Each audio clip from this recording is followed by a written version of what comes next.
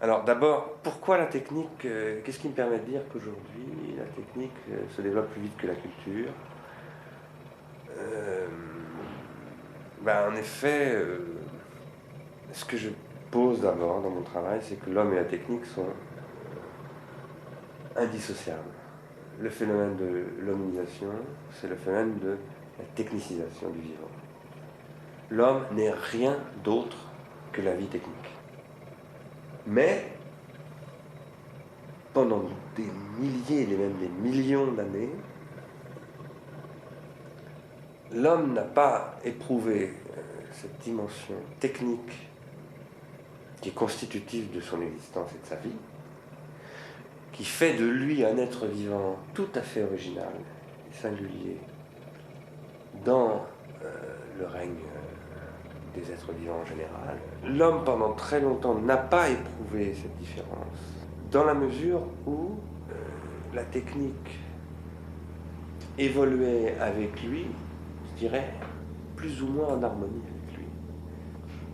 Pratiquement jusqu'à l'époque de la révolution industrielle, l'homme vit dans un milieu technique qui est en règle générale stabilisé et qui, sporadiquement, de temps à autre, entre en transformation. C'est ce que un historien comme Bertrand Gilles appelle les périodes de rupture technologique. Il y en a eu des ruptures technologiques depuis le début de l'humanité. Mais les moments de rupture technologique, au début, sont très très éloignés. De plusieurs milliers, même plusieurs centaines de milliers d'années, je pense, à l'époque préhistorique. Puis à l'époque proto-historique, c'est-à-dire après la période néolithique, des périodes de plusieurs milliers d'années. Et après les Grecs, des périodes de plusieurs centaines d'années. Puis à partir de l'époque classique, des périodes de plusieurs dizaines d'années.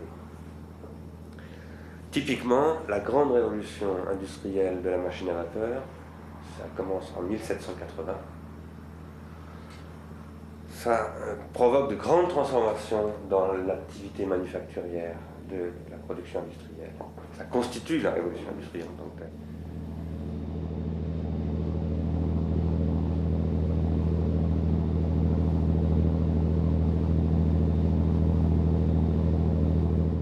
Ce qui se passe avec la révolution industrielle, ce sont deux choses.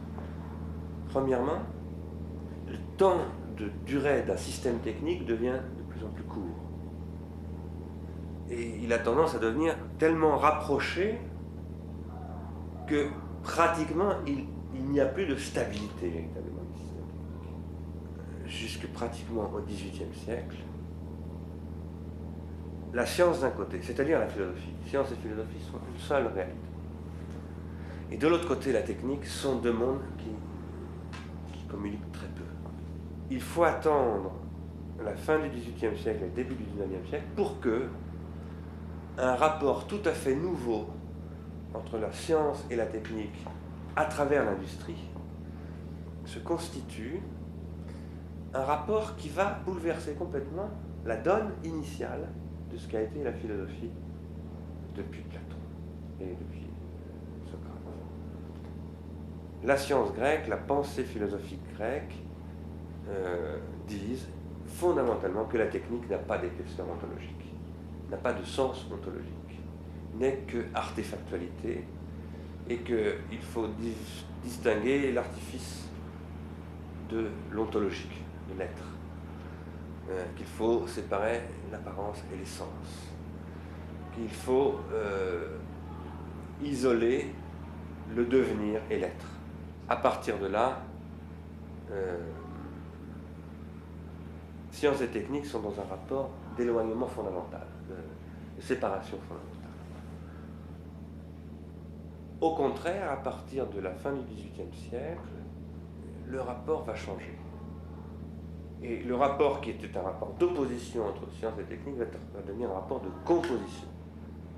Le résultat va être un dynamisme de la technique tout à fait nouveau, qui va faire qu'on va entrer dans ce que j'ai appelé l'innovation permanente, c'est-à-dire un processus où la technique va avoir tendance à se transformer en permanence. et où, par ailleurs, du côté industriel, il va apparaître la concurrence entre les entreprises, une concurrence qui va se faire désormais, outre le fait qu'on entre dans le processus de mondialisation, avec le développement du chemin de fer, des bateaux à vapeur, etc., donc des transports, et donc d'un élargissement des marchés énorme, tout à fait nouveau. Donc on sort de la sphère nationale, on passe subitement à un processus de concurrence, et la concurrence va se faire essentiellement sur l'innovation technologique, c'est-à-dire l'optimisation de la productivité des machines, la guerre économique qui va se traduire par une guerre techno-scientifique.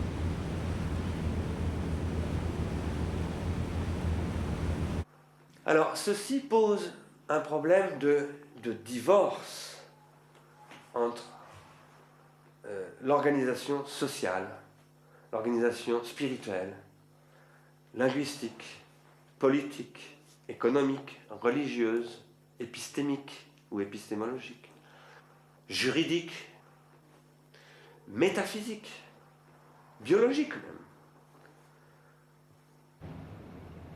Des systèmes, toutes ces sphères sont des systèmes, et ces systèmes sont d'un seul coup percutés, bouleversés, explosés par le système technique à travers le dynamisme de la technique électronique et Internet. Ce processus, en fait, a commencé dès le XIXe siècle.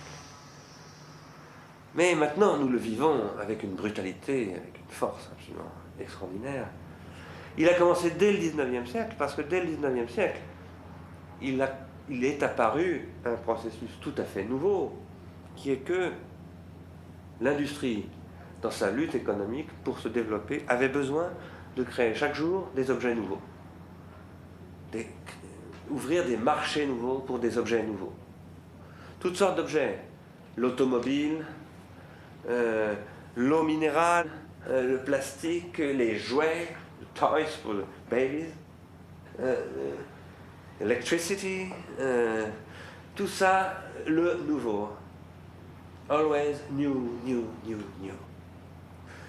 Et ça, c'est un changement pour la société absolument énorme. Un changement énorme parce que jusqu'au XVIIIe siècle, au XIXe siècle, pour la plupart des gens, le monde était toujours identique à lui-même, toujours stable. La plupart des gens pensaient que le monde dans lequel ils vivent avait toujours été comme il est actuellement et sera toujours comme il est actuellement. Ils ne comprenaient pas qu'ils vivaient dans un temps historique.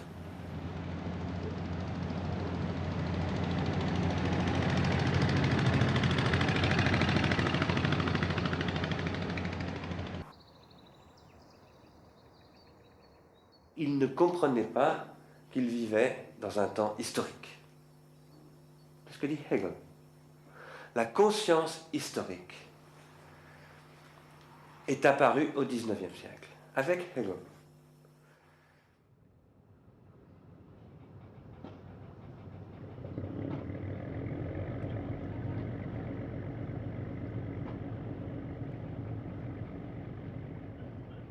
Avant, il n'y a pas de conscience historique.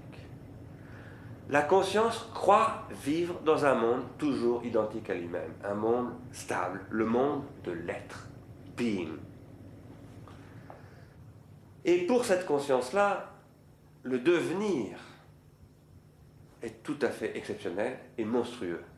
Toute la pensée philosophique de l'Occident jusqu'au XIXe siècle a pensé que l'essence, c'est la stabilité. Le changement, la révolution, tout à fait accidentelle. C'est absolument accidentel.